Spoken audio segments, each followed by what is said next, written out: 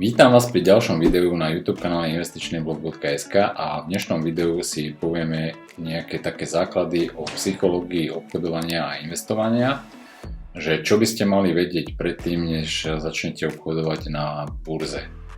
Moje meno je Peter Rakvica a poďme teda na to.